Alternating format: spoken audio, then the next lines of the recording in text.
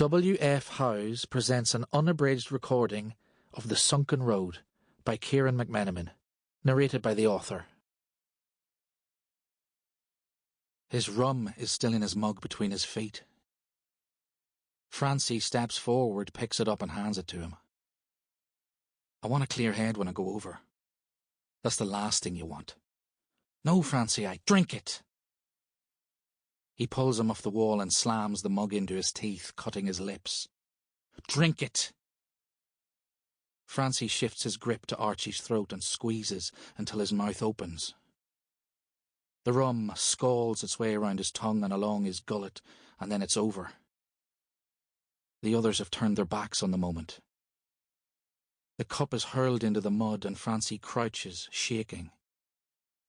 When he can breathe again, he stretches out and grabs Archie behind the knee.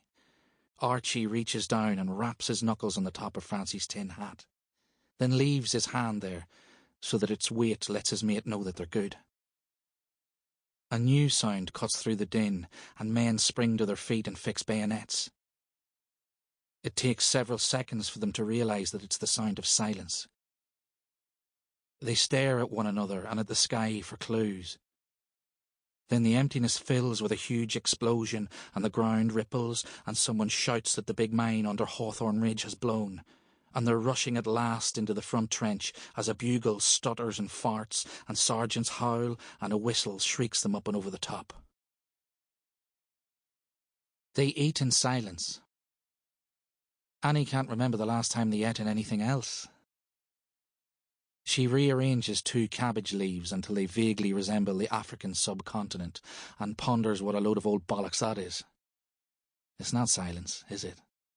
Silence is silent. This is just no words. No words to hide the sound of a practically toothless 50-year-old woman sucking her way through thick-cut slices of salty bacon. She rises before the single spud she managed to stomach can beat her to it. The guilt will follow, as she washes the dishes, then waits by the fire for the kettle to boil so she can wet the tea. She's still your mother. You won't always have teeth yourself. As it floods her, she panics at the predictability of their patterns, ingrained over 2 years since her father died and took all the words with him. Eaten in silence, my horse. When she has climbed the ladder and settled on the corner of the barn roof, she lights her final cigarette of the day and stares west across the farm to the dregs of the sunset over the distant coast. On wet nights she used to sit below.